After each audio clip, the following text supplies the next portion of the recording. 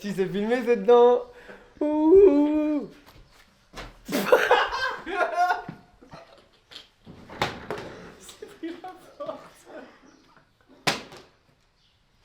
T'as enculé, bouteille d'eau. Je pense qu'il va être bien celle-là, vu qu'elle a un peu de technique, un peu de nav. Je pense qu'on va se faire plaisir. Demain c'est l'une, tu crois? Des dunes, mais plein de pistes, ça donne pas envie.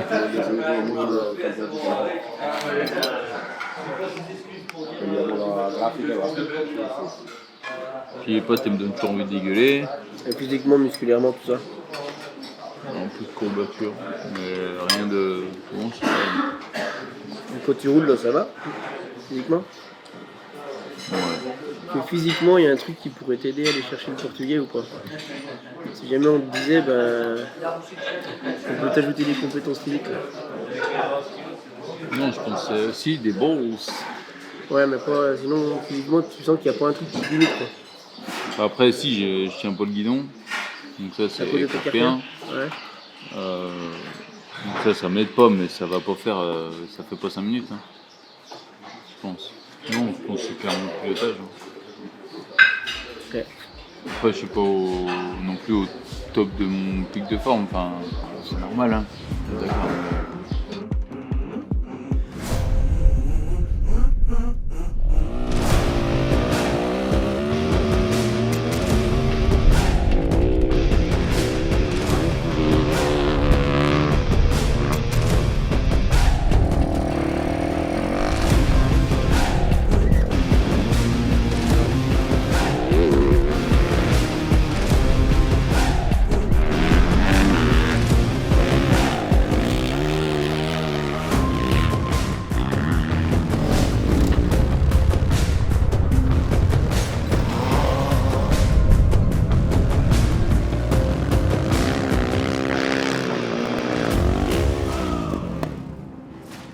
Ça a été, j'ai perdu, je me suis paumé un petit coup, il y avait une petite faute dans le roadbook et je me suis fait avoir, j'ai été trop têtu et je suis revenu quelques kilomètres en arrière du coup. Ouais, j'ai perdu bien 5-6 minutes là-dedans et ouais, 2-3 petites erreurs encore, hein, mais pas des grosses boulettes.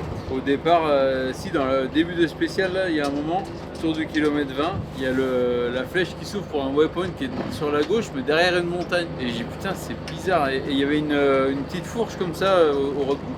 Et je viens de la passer, tu vois. Et j'ai dit putain je suis à peine décalé, je crois que je sais pas si elle était pas juste avant. Et du coup ça prend sens avec la flèche qui s'ouvre derrière la montagne. Là je fais demi-tour, j'y retourne. Je dis putain ils sont chauds, ils nous font passer dans un petit chemin de bique. Après je me dis putain ça peut pas être là.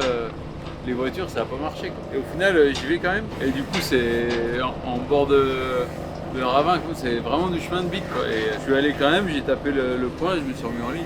En fait il fallait rester sur le chemin et qu'il faisait le tour de la montagne. Donc j'ai pas gagné de temps mais j'ai fait une coupe rigolote. Et c'est plutôt bien passé. Tu vois, je pensais bien que c'est une étape qui allait me plaire un peu parce que j'aime bien les étapes qui sont assez techniques en pilotage et puis qui sont assez techniques en navigation. Et ça, je trouve ça vachement sympa parce que tu trouves le temps moins long parce que tu réfléchis, tu regardes loin devant.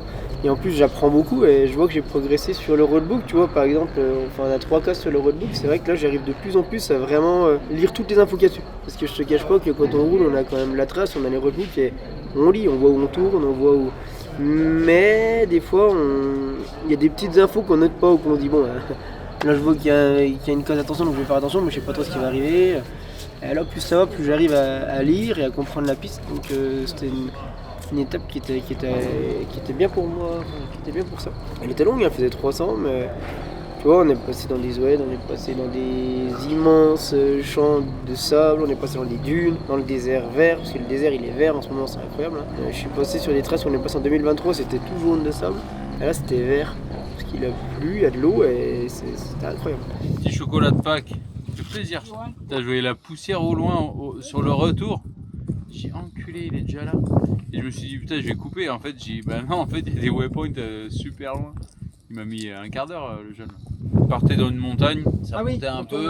Et en fait on a fait un grand tour autour d'une montagne sur 20 bornes. Et après tu reviens en fait sur tes pas quasiment mais à 3 km, mais dans la plaine. De la poussière, j'ai dit putain, bâtard.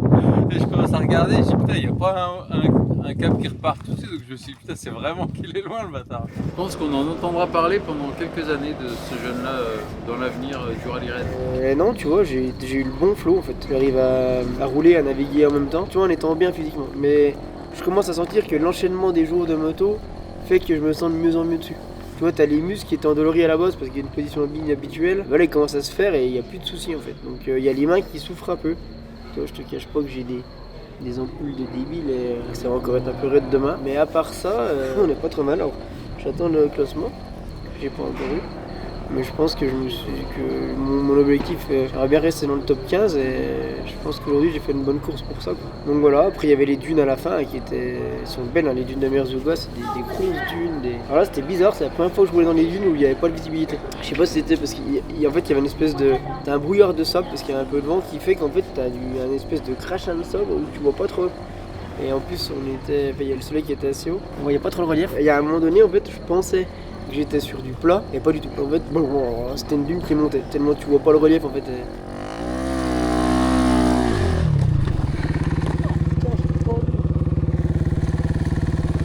Putain, mais on voit rien du tout.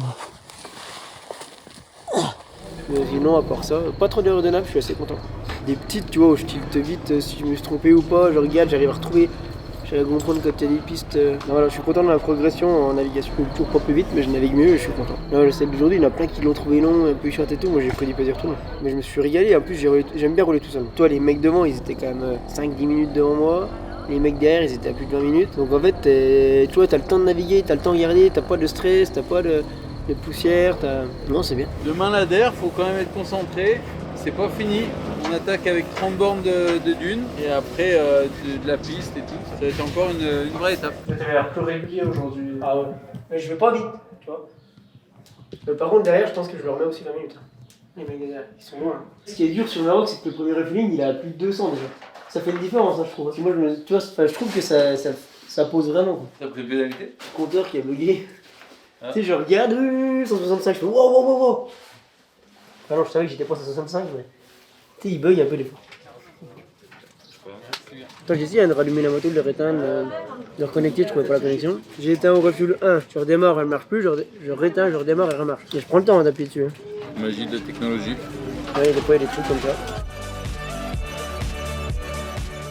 Je répare une fuite, le joint de pignon de sortie de boîte qui est... Alors le joint ou la bague, on ne sait pas trop, mais... Du coup je remplace.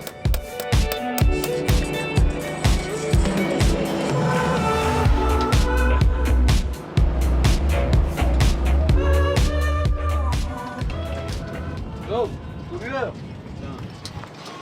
Chope-le vite. Tac, tout neuf. Prends-en soin parce que je connais le prochain proprio, mon gars. Je vais le dire. Je le connais bien, ça, l'enfoiré. Wow.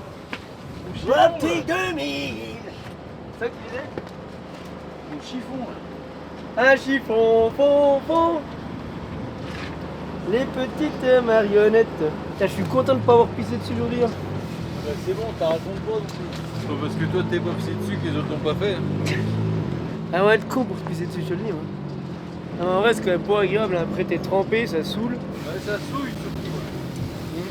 Tiens, il y a un moment, dans une piste un peu sable, j'ai dû prendre la cavite sur l'intérieur, si j'étais debout comme ça.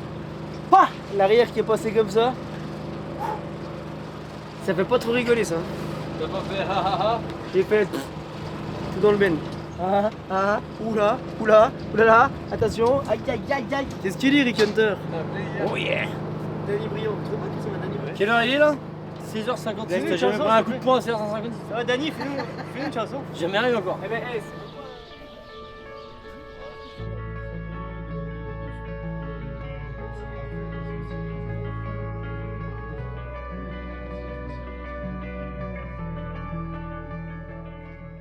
les pilotes ils sont bons, alors t'avais Minaudier, regarde maintenant t'as Charlière. Si tout se passe bien, on devrait voir son cul. Tout s'est bien passé. Mais non, sinon je pense que... Non, c'est de bon augure. Hein. Après, il faut se dire qu'un Dakar, c'est beaucoup plus long. Mais là, Ma manière d'appréhender cette étape, je pense que c'est ce que je ferai sur un Dakar. C'est-à-dire que je pars pas en me disant vivement que ce soit fini, quoi. Je pars en disant je sais qu'il y aura des kilomètres, je sais qu'il y aura des heures, ça va être long, et je roule, j'enchaîne les causes, j'enchaîne les notes, j'essaie de prendre du plaisir, j'essaie de réfléchir, tu vois, où passer pour que ça me secoue moins, de réfléchir technique, tu vois. Et sur un Dakar, je pense que c'est ça qu'il faut faire aussi. Faut pas attaquer le truc en disant allez, une étape en moins, allez, machin, allez. Je pense qu'il faut attaquer le truc en disant je vais rouler. Je vais faire 2 heures, je vais faire 2 heures, je vais faire des heures. Et c'est tout. Là, cette semaine, on n'a pas fait une étape aussi longue que celle qu'il pourrait avoir sur le Dakar. Et la différence d'ici, c'est qu'en plus, ici, il n'y a pas de liaison. Que dès que tu rajoutes 4 heures de liaison, 2 heures avant, 2 heures après, c'est 4 heures en plus sur la moto. Quoi.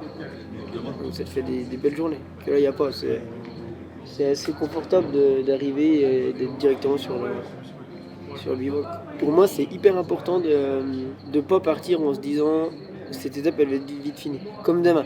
Demain, quand je vais partir, je vais pas me dire c'est le dernier jour, il y a que 200 bornes. Je vais partir en me disant j'enchaîne les kilomètres.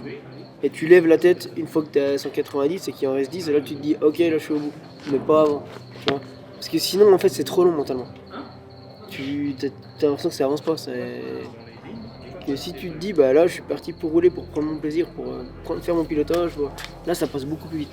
Non, c'est hyper important parce que la fatigue mentale, mais il y a une fatigue physique quand même. Tu vois là, je m'endormirai debout. Celle de demain, elle va encore être 7 jours de suite, toi j'ai jamais fait. Le Maroc c'est 5, donc déjà 6, tu vois, je crois que j'ai jamais fait. Et demain, une en plus encore.